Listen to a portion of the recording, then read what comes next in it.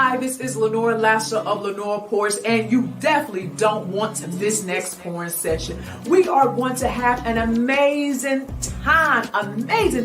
We're going to talk about a variety of things. So make sure that you like and share this porn session. And not only that, if you're on Facebook, tag a few of your friends. If you're on other social media platforms, send a link to your family and friends. I'm telling you, the sessions that we have, they are empowering, they're motivating, they're inspiring, and they're life-changing. Again, make sure that you share this upcoming podcast. Take care. All right, good evening, everyone, and thank you so much for tuning in to tonight's podcast. I am super excited. We are having an amazing month of June. As many of you know, this month, every Tuesday, should I say, I am featuring all males on the Lenore Pours platform, so we can hear from them, from their perspective, because what we all realize is that males can pour too. Okay, that's what I want to ensure that my audience, people that follow this platform, have the knowledge and the understanding that males can pour too. So I have a special guest with me on tonight, Mr. Michael Powell. Mr. Powell, just say hello to the audience. Hello. All right, thank you so much. And for those of you who are tuned in, I want to recognize you. So if you are on LinkedIn, make sure that you comment. If you're on Facebook, make sure that you comment. And if you're on YouTube, make sure that you comment on tonight's porn session, because I want to acknowledge those of you who take the time out of your busy schedule to be part of this podcast. And so far we have Kenyatta Owens. She have made her comment. Hello, Kenyatta.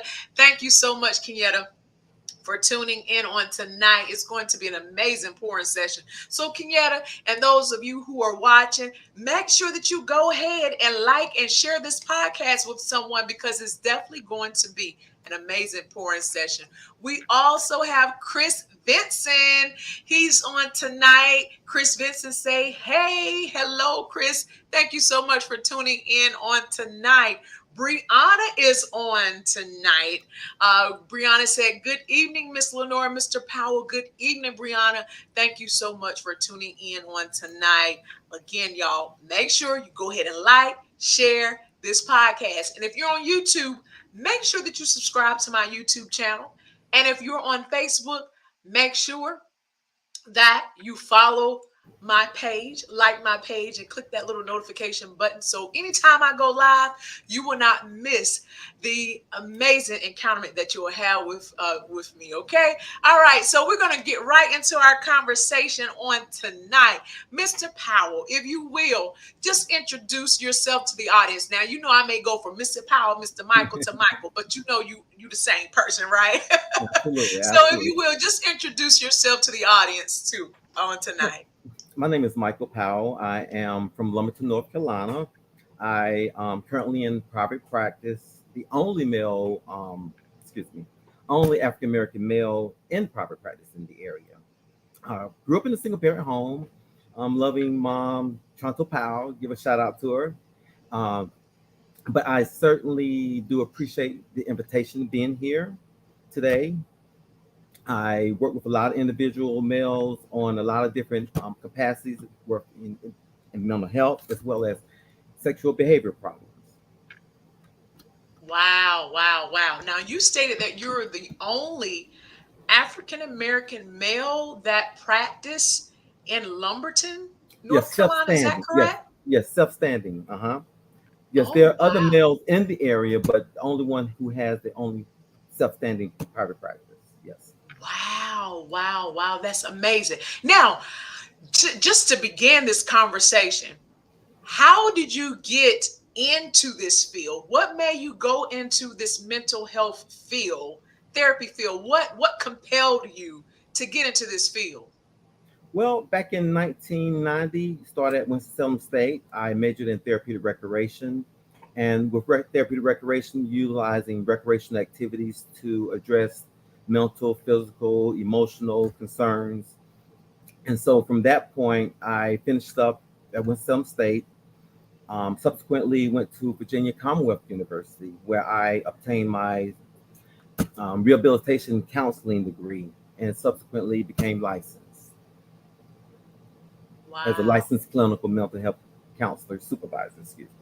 Okay, okay. And just reiterate, how long have you been in this field? Whew. I've been in I've been in mental health since 1995 in different capacities. 1995. Yes. Oh, wow. So we'll have to talk about that in just a few Okay. minutes. Let me acknowledge another one of our guests here on tonight who's tuned in. Miss Mabel Williams is tuned in. Thank you so much, Mabel, for tuning in on tonight. And if you will, go ahead and hit that like and share button so that you can invite others to join our podcast. Now, Michael, you said since 1995. That is a long time. So, what have been some of the major challenges in this mental health field? What has been some of your major challenges? I would say, as far as working with clients, or in what capacity? As far Working as with clients. working with clients, I would start with my African American males. I would say the accessibility for the individuals, getting them out and being knowledgeable of what services are available. That's one of the biggest things that I've in my area where I'm at, we're in a rural area, so there's very little accessibility for someone who looks like me and sounds like me, and working with individuals um, who are mental health as far as African American males. Yes. Okay. All right. Good stuff. And what have been some of your, I would say, aha moments or gratitude moments and working with your clients? Having someone who looks and sound like me, and you're able to empower them to make some different changes. My motto is our lives are not determined by what happens, it's how we react to what happens. You have a lot of Mm, individuals who come in who have various situations, like myself. I grew up in a single parent home. So having a male figure around is something that's very important. That's one of the things that I have run into experience with a lot of my clients. So wow. when working with them, I somewhat a substitute in that fashion, Oh in wow! So empowering that's them. that's that's really good to know. So you touched on something there, and I think that's is so important, and I want to revisit it. You stated that a lot of clients that you've serviced in the past and probably currently servicing now have not had that male figure in their life. So talk about why is it so important to have a male figure in the life of a child. Now, before you answer that question, I do want to read some additional comments here. Okay, so hopefully Okay. you won't forget it, but if not, No, I can ask the question again. Harold is on. He said, good evening, Harold. Thank you so much for tuning in on tonight. Sherry Dawson Williams is on. She said, wow, I love that motto. Wasn't that motto phenomenal? That motto was amazing, as I love to say. All right, so go ahead and answer that question for me, Michael. repeat that one more time for me.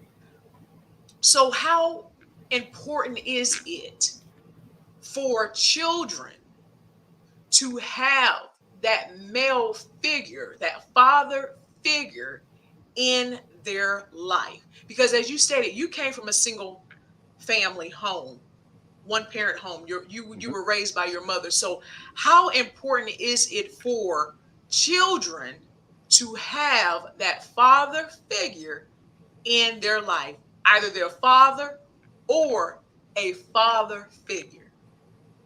Very important. That imprint for individuals, especially our males, is very important. There's times when I share my own personal experiences. Made some poor choices growing up. My male role model at that time was my probation officer, Michael Moore. God bless Your his soul. probation officer. Yes, yes. I made some poor choices, hung out with the wrong crowd, and subsequently made some poor choices. But during those times, my male role model at the time was Michael Moore, as well as Donald Peterson, who is my raised as a father, that male father figure, and my father. Yes. Mhm. But So look having at you that, now. that's oh, absolutely, absolutely, and it didn't come from overnight. It came from that village, and that village came from neighbors beating you, being supportive of you, telling on you, and having that support. And it came from so many different facets of individuals who had empowered me throughout my journey. I love it. I love it.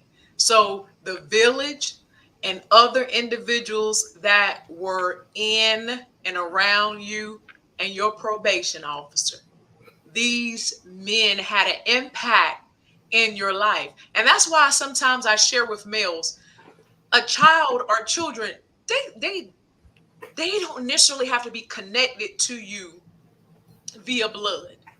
But if you can take the wisdom and the knowledge that God has given you and the experience that you have experienced, mentor a child, coach a child, be that father figure in that child's life.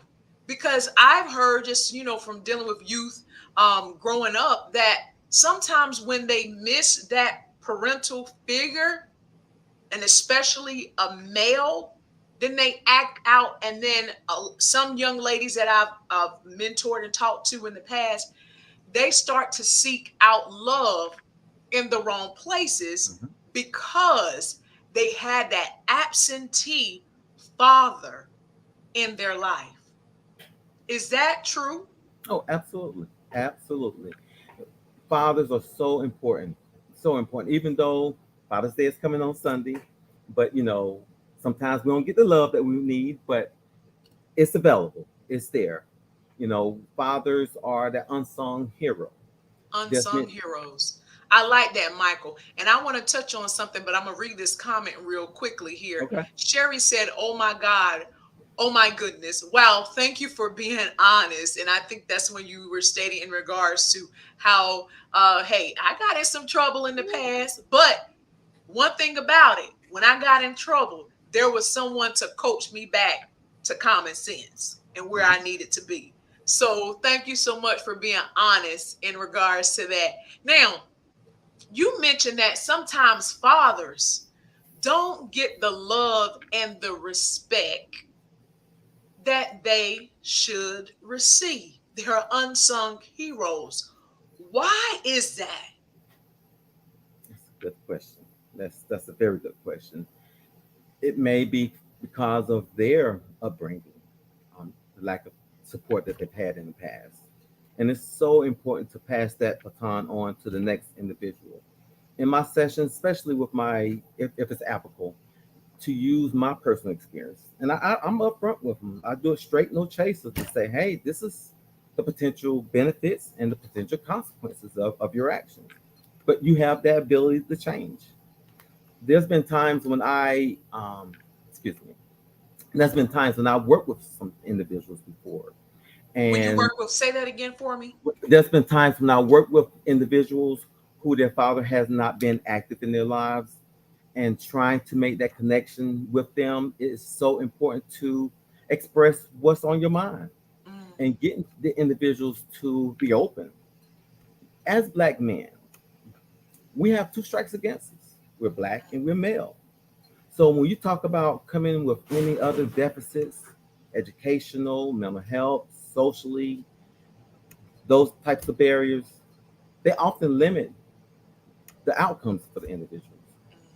mm. Wow, that was powerful. That was powerful. So let me ask you this, Michael. Mhm. Why is it that men feel as though it is taboo to seek mental health services? Because a lot of times people think that when you say the word mental health, oh my goodness, you're crazy. Hmm. You've lost it. But that's not the key.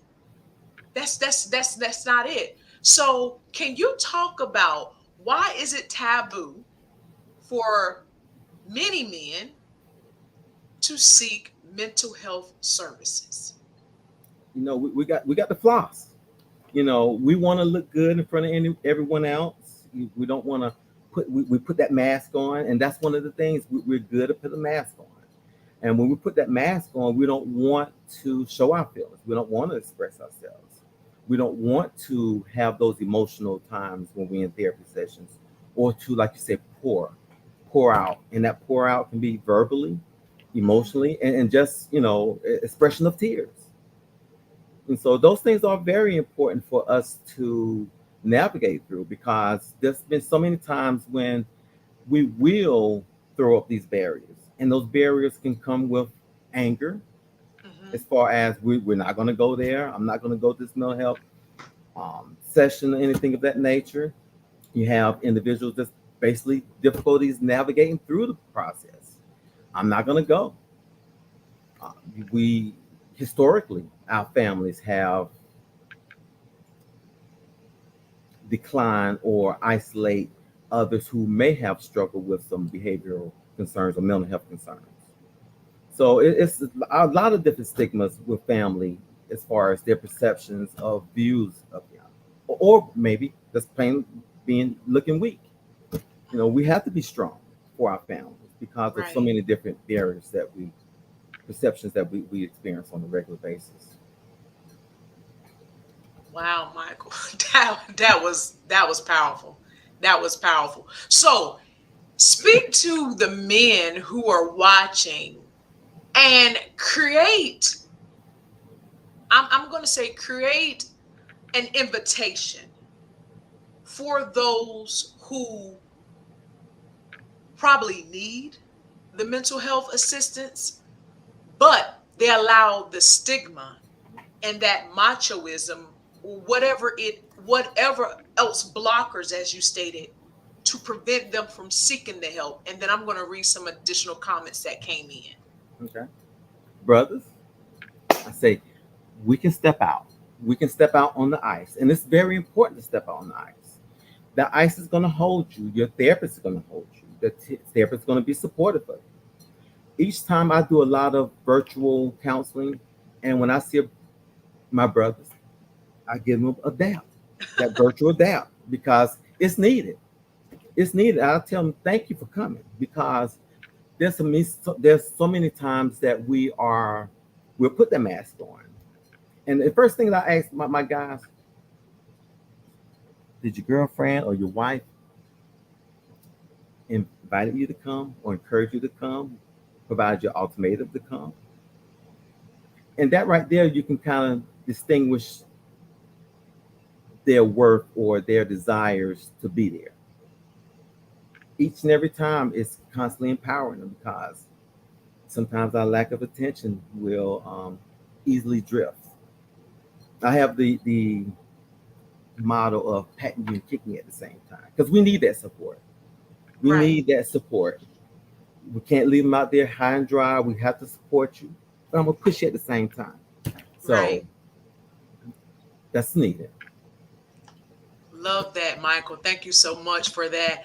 And also, David is watching. David said, because we were raised to hide our emotions.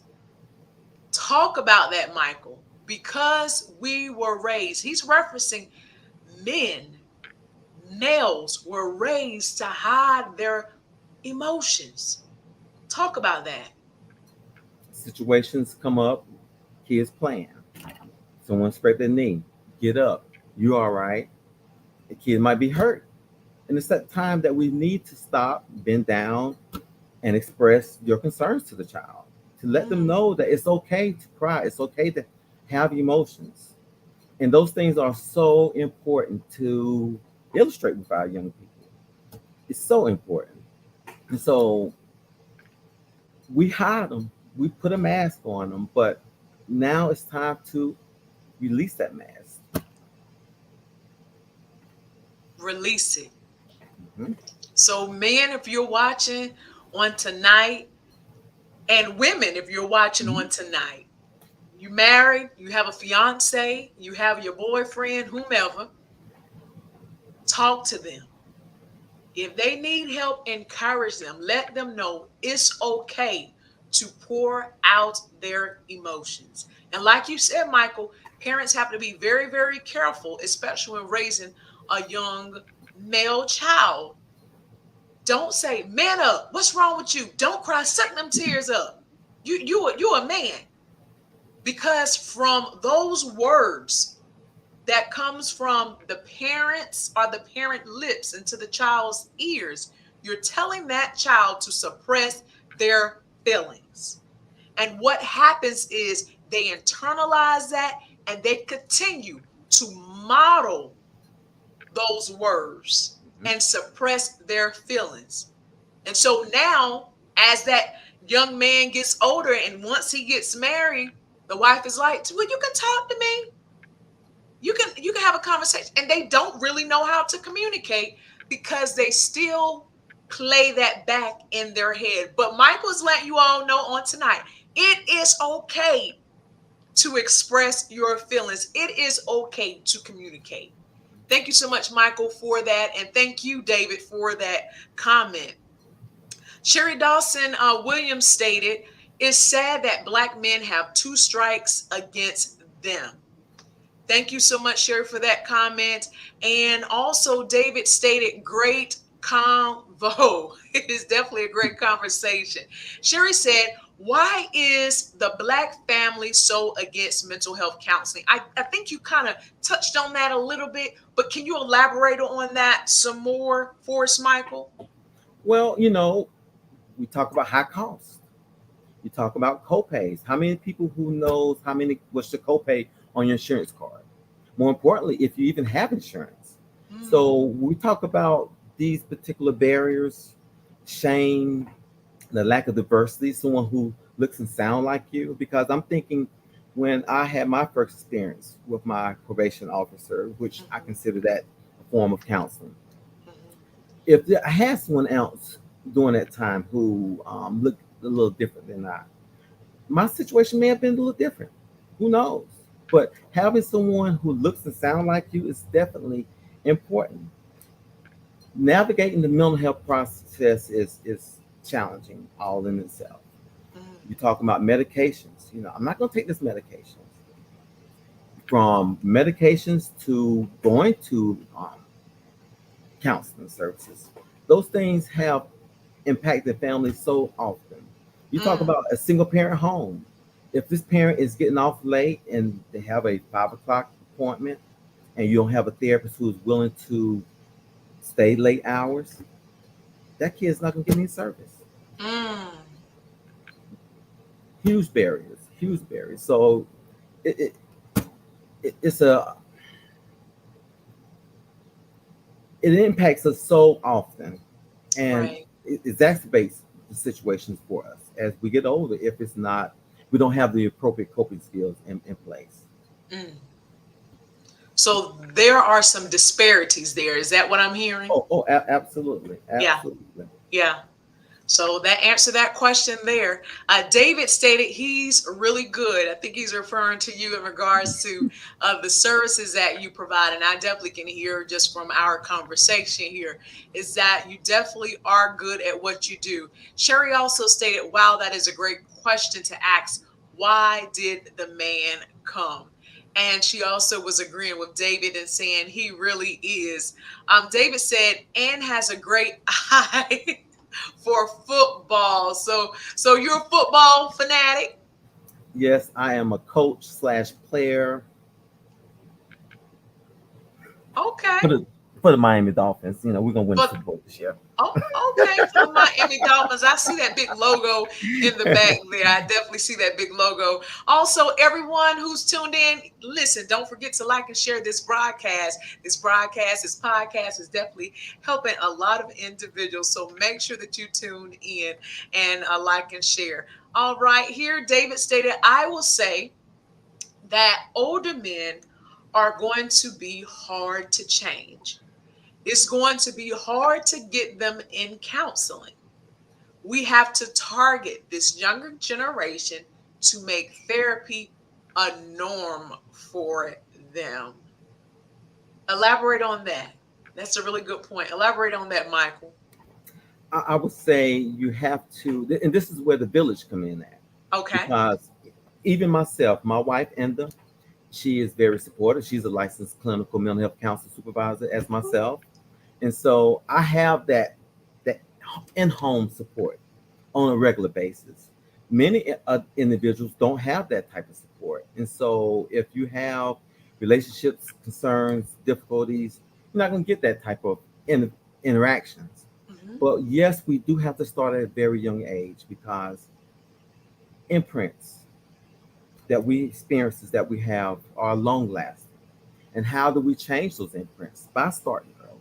If you have parents, mothers, if you have fathers, if you have your child, Hmm. female or male, please get them in services early. Please get them in services early if needed. Sometimes they're not needed, but sometimes they are. You know, Right.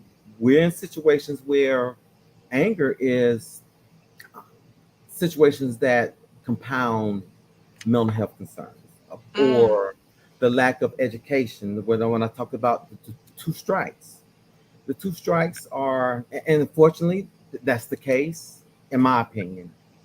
But when we look at situations from counseling and mental health, it's very important to start at a very young age to Very. facilitate some change.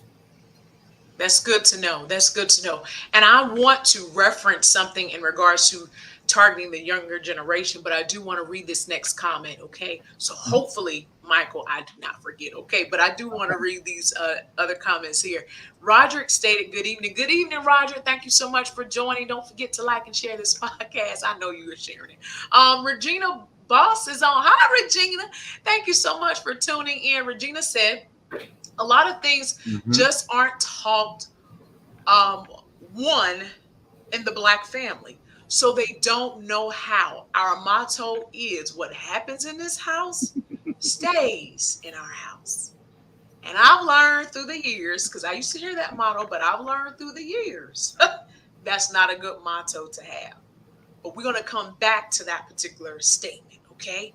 All right, we're going to come back to that statement, Regina, because that was a really good statement. David stated, "You guys are doing great. I hope you reach the right people." Me too, me too. And we will, David. We definitely will reach the right people. But I want to bring this comment back on the screen that David,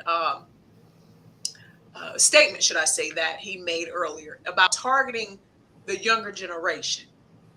Now, talk about how music, the power of music, can affect this younger generation's mental health. It gives you a false sense of security, in a Mm, sense. If you're thinking blinging, you're thinking all of these cars and the money that's throwing money up, and you want to present in that manner. Fantasy versus reality, and that's the situations that we have to change. You know, it's like I said, it's important to have the imprint. It's important that you can utilize music, but you can utilize music in a way within therapy to get them to look to say, okay, how is this person dressed? How is this person interacting with other people? mhm. What does it say about when you're out in public about the music that's being played? And how is this music being perceived towards you? I love those comments. And one of the things that parents have to be very, very aware of is the music that their children are listening to. And I had a guest on a couple of few weeks ago, a couple of months ago, and Mhm. she was talking about the power of music. Music is so powerful. And like you said, it portrays this fantasy world for a lot of our young people, and they think this is it, this is the life. But that's not reality, it's a fantasy. So to me, it's very important, parents. Sometimes you got to tell them, take them earbuds out. Yes, sometimes you don't want to listen to what they're listening to, but you need to tell them, take the headphones off, take the earbuds out. I need to hear what you're listening to. Now, of course, we know that you can't monitor your children 24/7, but every once in a while you can do a periodic check-in to listen and to see what your child is allowing to influence them, because music is so powerful and it definitely can influence. So Mhm. thank you for elaborating on that. Now I want to go back to Miss Regina's statement in regards to this. What stays in our house, what happens in our house, stays in our house. Talk about that particular cliche, because that's what it is. It's a cliche. Can you talk about that statement, Michael? And I've heard that many a times in my own home. Okay. But I have to agree with you. That's not the method that we need to continue to utilize. It's so important to change that perception, to interact. But we as Black people, we want to have some, because we don't trust people. We don't trust everybody, and we Right. trust people.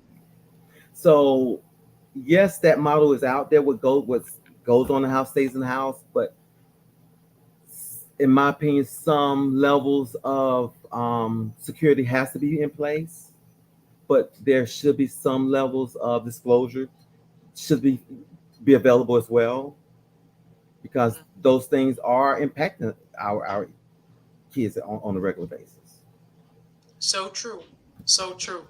Thank you for elaborating on that. Brianna stated, I believe this mindset was passed down through generations. Black families often believe that whatever is going on in the home should only be dealt with the people within the home. And it definitely is. It's something that has been taught, and it's probably also been taught in other cultures as well. But I definitely know within the Black family, this particular phrase. But of course, you don't want to go out there telling all your family business. But if a child is being abused, physically, mentally, sexually, that child needs to tell someone.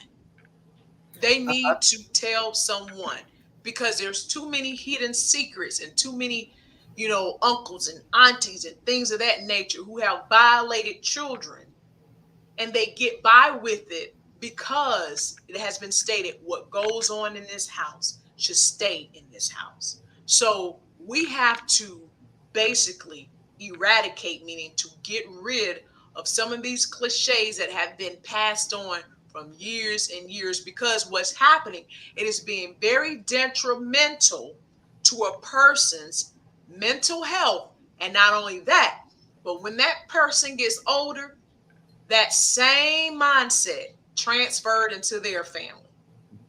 So There's that's been very, very important. And that was a great statement there, Brianna. Sherry Dawson Williams stated, so what can a person do to get the help they need if they can't afford the co-pays or don't have insurance?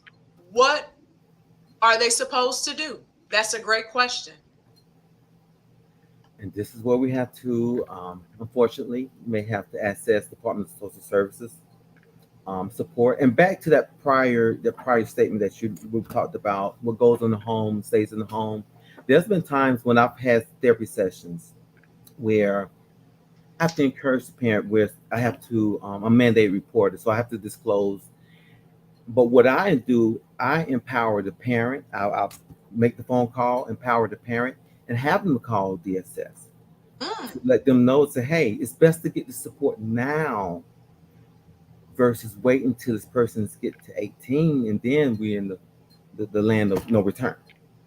mm. As far as from a child aspect. So I just wanted to kind of share that with you there.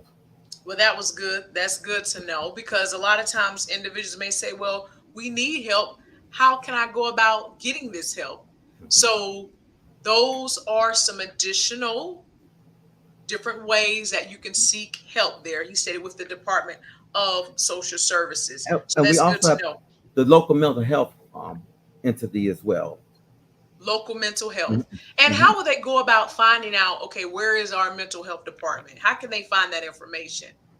Well, we do have the websites. In my catchment area is East Point, Sand Hills, and Trillium. But you can access that information on the website, or you can call local mental health East Point for information as far as that. Or you can contact your local therapist if you know someone who's locally around to say, hey, Michael, how can I get this information or get some support?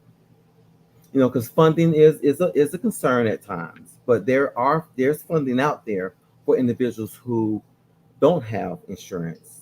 It would cover as far as with mental health, Medicaid aspects. Yes. Good stuff. Thank you so much for sharing that. Now, Michael, what type of advice would you give individuals? Of course, we know people are dealing with inflation, they're dealing with depression, they're dealing with anxiety. Now, I know you can't diagnose, okay? But what type of advice would you give someone who may be dealing with a few of these issues currently with what's going on in our world? What type of advice would you give them? Well, certainly encourage them to access their local supports in the individual sessions. Like I said, just pulling a variety of coping strategies, and because with us, we don't have a set pattern what's going to work for African American male. It's a variety of things, an array of supports that we have to use. Sometimes it comes with some additional supports with the Department of Juvenile Justice, or from mental health, or from the counseling, Hmm. or just having that parent involvement. If we can get the fathers or the parents involved, those things are a huge umbrella for support for the individual. Thank you. Because there are people out there that are dealing with so much with what's going on in the world, and they need to know what type of resources that are out there for them to have and for them to take advantage of. Now, my next question is, how can a wife or fiance, how can they start a conversation with their husband, or if it's their fiance, just to get them to a place where they're comfortable to really open up and to express what's going on in their mind or what they are feeling? I often encourage individuals when they have conversations to do it in a neutral territory, because many times you have someone who may not is not willing or accepting of the information and may shut down and go to the room or just leave the area.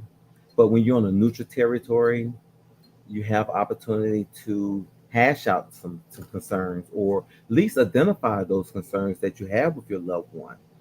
And those things are going to it's going to be important to express those things on a regular basis, because Mhm. we throw a mask up. We'll put a mask up and say there's nothing wrong with me, and go around and and do our things alone. But having those moments where you can actually share emotions with your loved one, your wife or your girlfriend, and have those hugs and have those expressions. Because man, I'm gonna give you a shout out. We have to let down these masks. We have to let Mm. down barriers. We have to do it. And I give you a shout out to do those things, because it's important. It is so important. Today's society, it's not easy. And we have so many different barriers with the COVID, with even the way we're perceived about with law enforcement. It's just a mountain of concerns that we have to just it's an onion. Each onion we have to peel back that layer. We have to peel back each layer. And those when we have a lot of layers, we have a Right. lot. And our wives and our girlfriends are very instrumental as far as helping you peel back the layers, because we need help. We can't do it by ourselves, and we Mm. we haven't done it by ourselves, and that's been a concern for many of the years, generational. Go ahead, Mr. Michael. You're doing an amazing job on tonight. I just want to let you know that. I want to insert that real quickly. You're doing an amazing job on tonight. And Sherry just stated, I just saw this comment. She said, you can tell Mr. Michael is passionate about his job. I absolutely agree, Sherry. You can just hear it in his voice, and he's very meticulous in how he delivers his statement. And you can just you can tell. I mean, you can definitely feel the energy there. And she said the church feels you should just pray mm, the problems mm, away. What you think about that, Mr. Michael? And let me tell you, I love the Lord now. I love the Lord. Okay, but elaborate on this comment. Yes, we have to keep the Lord in first and foremost, but sometimes we need a little more. We as black men, we need a lot more, Mm, and that support comes in. Like I said, support comes in so many different areas, but praying, yes, but we want to build upon those things as well. We have to. We certainly have to. thank you for that. That's all I'm gonna say about that. Thank you so much for that. All right. David stated, oh man, y'all are on a PhD psychology here. Listen, we're just trying to basically bring good information to men in our community to let them know that their mental health matters, to let Absolutely. them know that to continue to build a strong foundation and to live the best version of themselves, that they have to take care of their mental health. We just want to break down some barriers on tonight by having a subject matter expert who's been in the field, I'm just going to say 20 plus years, and he's given such great information on tonight here. And change the perception is so key when looking at mental health. There is nothing wrong with seeking services. Brianna stated a lot of younger individuals are using music to cope with their mental health.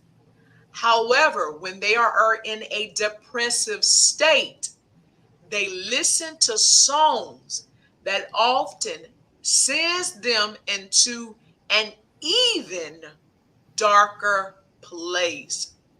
Wow. Wow. Talk about that, Mr. Michael. And that comes from, I figure, Theo, that comes from a lot of isolation, because if you're not getting that support from your mother and father, you tend to want to seek individuals out in the street and trying, like I said, history of mass. We start early from our clothes. We want to look good. We want to have a positive facial expressions, Mhm. and those things are ultimately concerns that will hinder individuals from moving forward. If we're isolating ourselves and having drugs or alcohol or trying to fit in, that's one of the biggest things. Trying to fit in. I'm one of them. History of it. Trying to fit in and being with someone. And so those things are so impressionable for individuals, and having that outlet is important. Like I said, monitor your kids. You have to monitor what's going on because it's Mhm. important. It's so important to do that. It's so important. And to add to just what you just stated, Mr. Michael, Brianna also followed up with that statement with this: research the artists that your children chooses to listen to. That is so true. Research. I mean, research is so key. You know, I'm not ashamed to say I was raised up in, a very pious home, a very Christian Mhm. home. So we couldn't listen to secular music in my parents' household. But one thing that I did know is that, well, I thought I knew. And again, I didn't get to listen to the music, but I will say this, when you're at relatives' house and stuff like that, you listen to it. The hip hop and the R&B and whatever else type of music that was being released during the 80s and 90s, they weren't as violent and so sexually oriented as they are now. I mean, the music has changed drastically.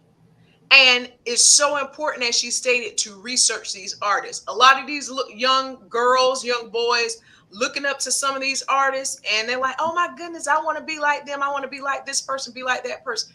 Talk to your children. They don't need to be like that person. They need to be like the person that God have intended them to be.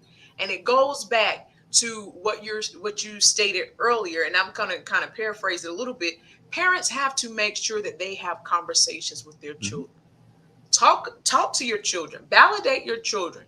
Let them know how amazing they are. Of course, they can be a little trouble every once in a while, but still point out those positive things in your child so that you can let them know that they can do great things in life. Because as we stated earlier, this music is influencing our kids, and you wonder why your kids are acting out. And one other thing I want to say before I read these other comments, and I'm going to get back and allow you to talk. That's the reason why you're on the show. But isolation, you mentioned the word isolation, is so important to watch the behavior of the people that we say that we love, that we say that we care for, family and friends. Because when a person start isolating themselves, they're going through some type of depressive state. Now, there's nothing wrong with going on a sabbatical, okay? Mhm. Just kind of getting away. But I'm talking about just cutting everybody off. You have to watch that, because that can lead into a deep depression, and especially with our kids. Absolutely. So I just want to make that statement. All right. Sherry also stated, got some new comments coming in here. So let me read these comments. How long does it take for a person to attend counseling before he or she recognizes that he or she has a problem? That's a good question. A It very is a good good question. question. Wow, Sherry, that was a really good question. One thing that I would do, I would put it back on the person. Like I said, what brings you here?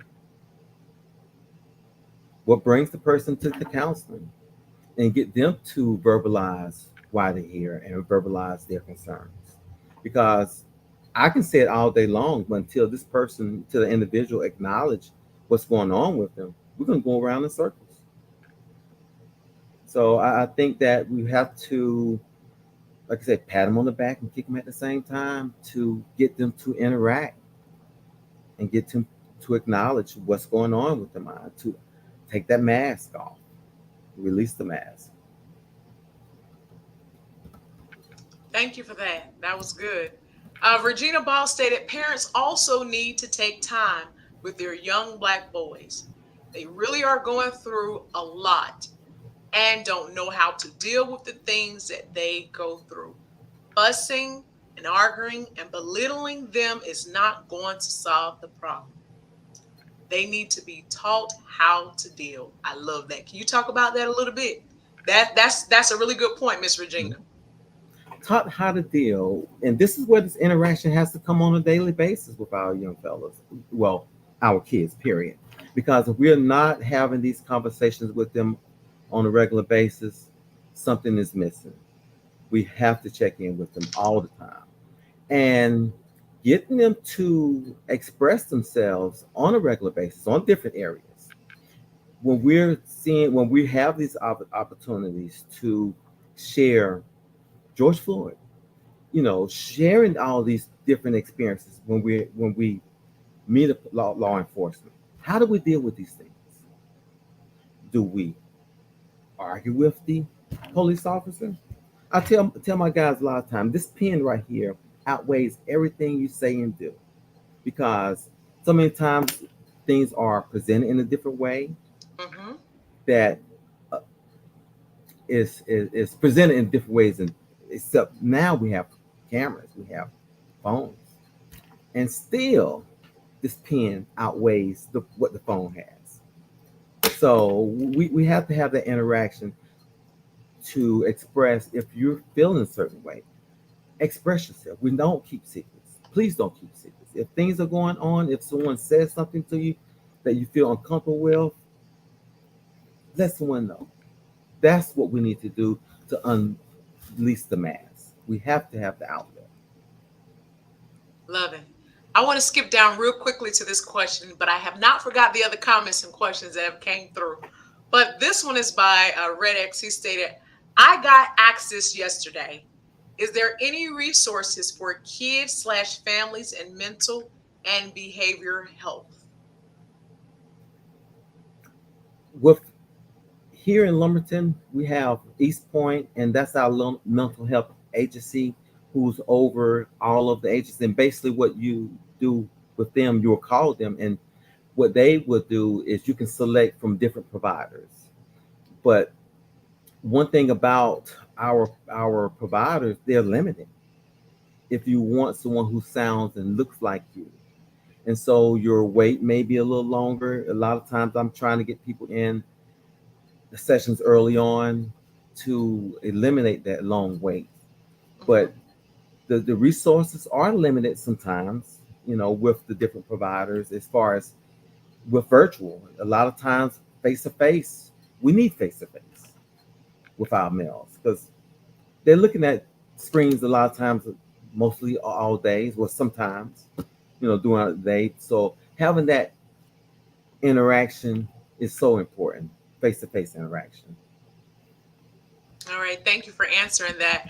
And to also to follow up with what you just stated, and to Reddick's question, Brianna stated some agencies also provide services pro bono. So, as Mr. Powell stated, reach out to different mental health agencies. And of course, I'm sure if you go online, Google it, you will be able to find mental health agencies. If you are connected to anyone with the Department of Social Services, you can ask them if they have a list of resources as well. So there are resources out there that can provide some of the services that are available. So thank you so much for um, for that. Now, you And mentioned this some, earlier. Neutral territory is necessary. I want to revisit that. That's when we're talking about getting, you know, the husband or the fiance to open up, and you stated neutral territory. And I wanted to ask you that, but some other comments came in. Can you elaborate? What do you mean by neutral territory? going out to a park, anywhere except the house, going out to a park, cup of coffee, anywhere that you have that one-on-one time where you can sit in front of that person, not in a car, because you want to sit directly in front of that person, to have that eye contact, to check them like my wife checks me a lot of times.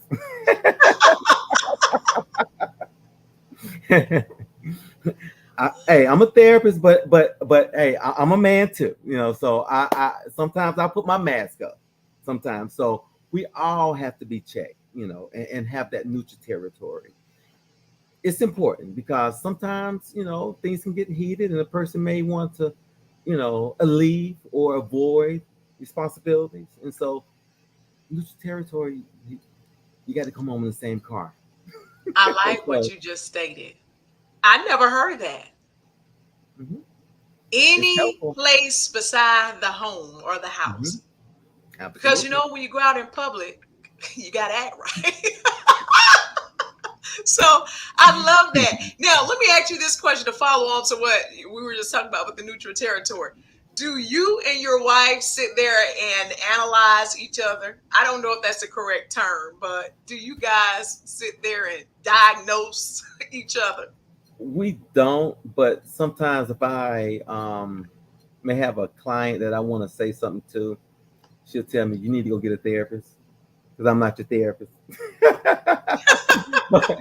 but, but we don't analyze anyone. We have some healthy conversations about our experiences and giving each other support. But we're good. We're good. And having that interaction, like I said, husband and wife therapist. Hey, we all have concerns.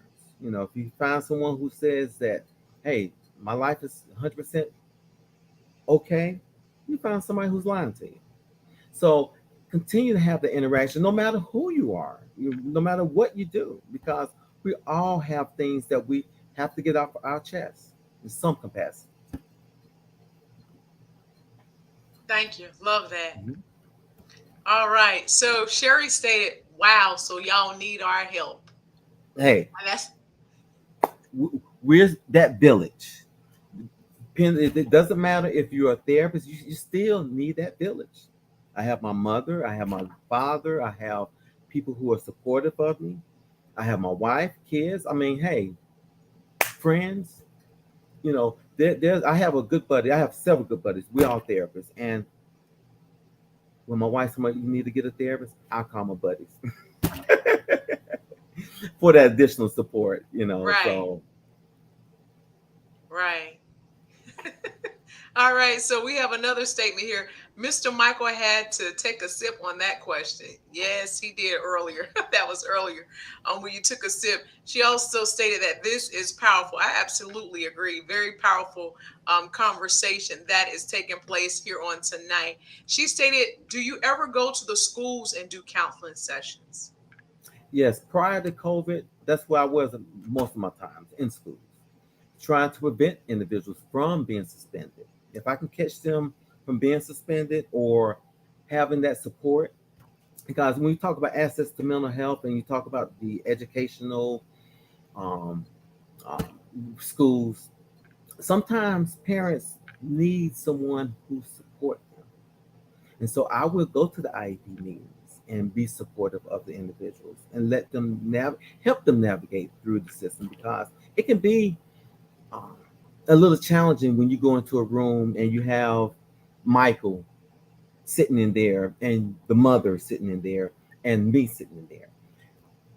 Help them navigate through them, because I'm gonna advocate for them. I'm gonna advocate for them, but I also hold that individual accountable for his or her actions.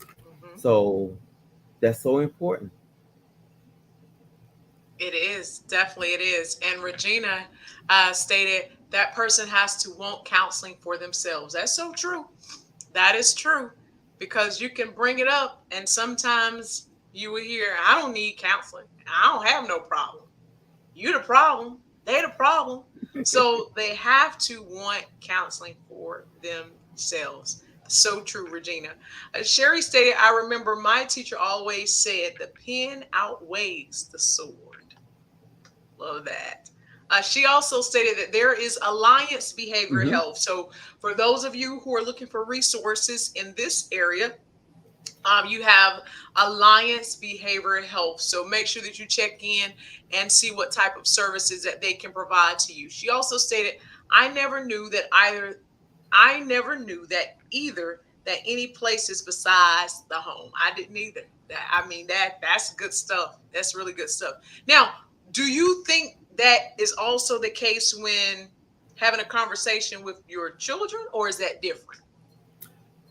Kids can be different because we control their room. Um, that's important. And then again, it, let me rephrase this. It really depends on the child and what's going on with the individual. Sometimes you can take that individual to a park and have some ice cream, or go to different places that's isolated. So it really depends on that child and the age of that child, what's going on with that particular person. Because teenagers, you're going to treat them you're going to approach them a little differently than more of the pre-adolescents. So those things are really depends on the age in that factor. All right, so that's good to know. Now, I have another follow on question because we're almost at the end of our time. Modeling is so important to our children.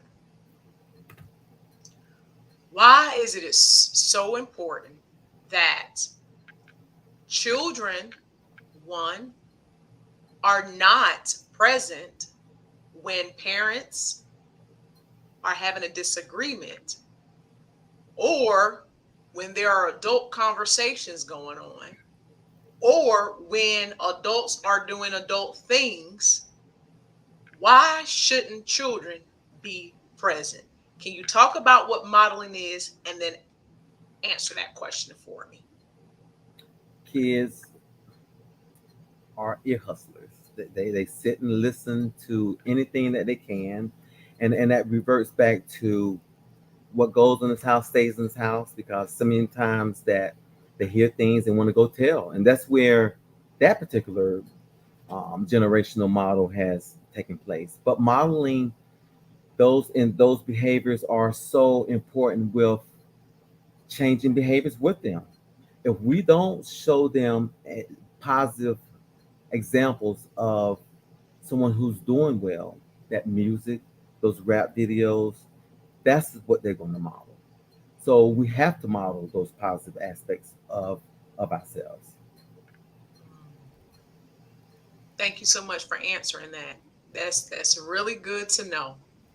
Now, in our final few seconds, minutes, I want you to provide a call to action for the men who are watching and the men who will watch the replay.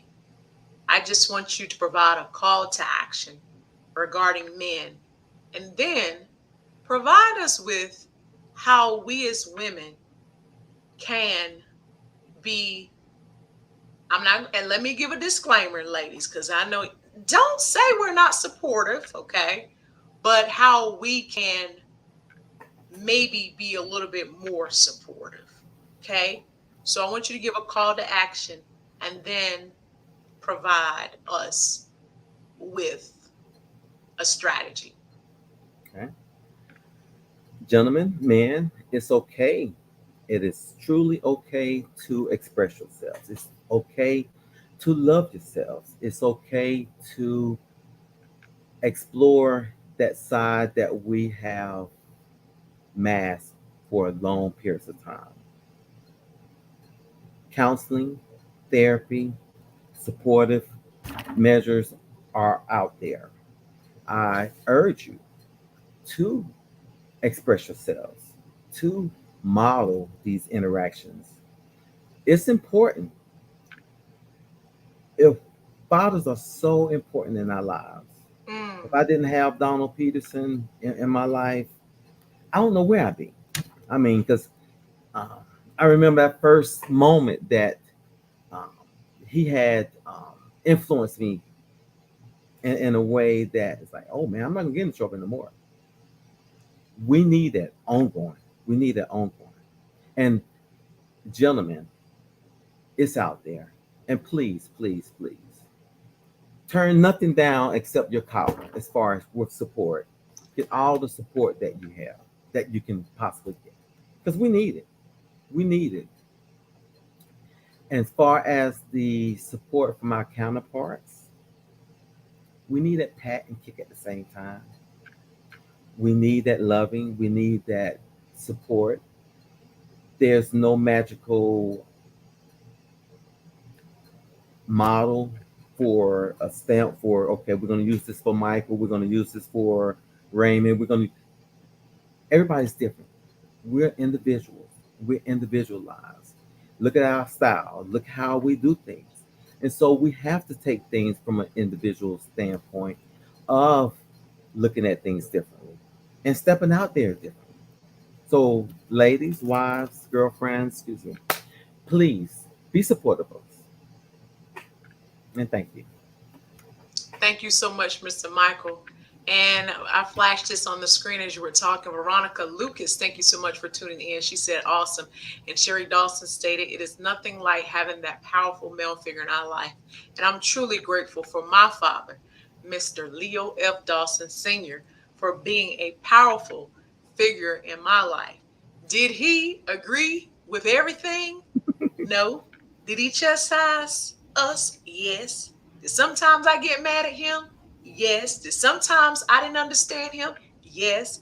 But one thing about him, as I got older, I started to realize that's why my daddy said no. That's why my daddy did this. That's why my daddy did that. And I'm so forever grateful for my daddy. And what stood out to me this morning, my brother and I, we went walking, and I looked from a distance, and I said to my brother, I said, that's daddy. And when he was passing us, because we walk on a trail, when he was passing us, he was Mhm. sweating. I said, Daddy, you need some water. No, no, I'm good. I just got some light. No, you need some water. But I'm so grateful, even at his age, still pastoring, Wow. Still the businessman that he is. Now, my daddy now is 72 years old, Mr. Michael, Wow. and he can outrun every single one of his children. Woo. Seriously, he can outrun every single one of his children. Is he a perfect man? No, none of us are perfect people. Mhm. But he have a perfect heart and he loves God. So, Daddy, if you're watching, if you want watching a replay, Father's Day is coming up. I just want to say I thank you for being that powerful, awesome figure in my life.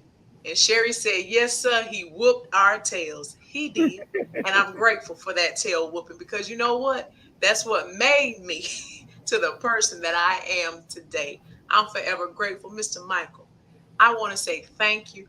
I know when we first talked, you said, I've never did anything like this before. But I said, you will be fine. You will do well. And as you can see, it was just a conversation and it went Yeah. very well. Final comments here. Regina said he can outrun y'all and and your mother can outwalk you all. She sure can. At the age of 70, she can Wow. outwalk us. And I That's tell you, great. she put a whooping on me yesterday, Mr. Michael. She did. 8.25 miles. And Lord knows, I Woo. wanted to call somebody and say, can you please come pick me up from this trail? Because she whooped me Wow. really, really good. So Miss Regina is right about that. Sherry said, my daddy loves his children. He definitely does. And he wants the best for all of his children. And it's so important. I'm going to say this. It's so important for adult children who have aging parents. Don't make it harder for your Asian parents. Make it easier for Mhm. them because their latter days shall be greater and should be greater than their past days. They're not getting any younger, but they're getting older. Mhm. And we have to make sure as adult children that we're making it easier on our aging parents. We want them around, but we have to do what we need to do to take some of the stress off of our aging parents. And I felt led to say that. And Veronica said, Michael, you did an outstanding job. Thank you, Lenore, for your podcast. You're more than welcome. Regina laughed out loud. And thank you, Veronica Lucas, for tuning in and for connecting us to Mr. Michael. Again, everyone, thank you so much. Veronica said, truer words have never been spoken, Lenore. I so agree with you. All right, I agree. Because guess what? When they're dead and they're stretched across that altar in that casket, all the boo-hoo and the crying is not going to bring them back. And That's one true. thing about me, and I hope this is for other adult children, I want to make sure when that time comes that I will not have any guilt in my heart. But I always tell my parents we all gonna get caught up in the rapture anyway, so ain't nothing gonna happen. But I have to be real, right, Mr. Michael? Absolutely. I have to be real with it. Have to Absolutely. be real with it. Everyone, again, thank you all so much for tuning in. Make sure that you guys tune in next week. I am going to have on the show Mr. Lonray A. He is all the way from Rhode Island. You got to tune in to hear his phenomenal story. He's going to be an amazing guest on next Tuesday at the hour of 7 o'clock p.m. Final remarks here. Sherry Dawson Williams said, my parents getting taken up in the rapture with me. Okay, Sherry, I just said that too. All right. Regina said, you will miss them when they're gone. I definitely agree. I definitely agree with that. And Crystal Amaker said, you better say so. Caught up, right? So it's a couple of other ones feel the same way about my dear parents. So again, everyone, thank you so much. I got to let Mr. Michael get back with his family. And you all make sure that you have an amazing night. And remember, you were born for a purpose, and that purpose is to pour into the lives of others. Until next time, take care. I hope that you enjoyed tonight's porn session as much as I did. Listen, please share with your family and your friends. And if you want to find out more information about Lenore Pours, please visit our website, www.lenorelasser.com, to find out how I and our team can partner with your organization or to partner with you. I look forward to hearing from you. Until next time, remember, you are born for a purpose, and that purpose is to pour into the lives of others.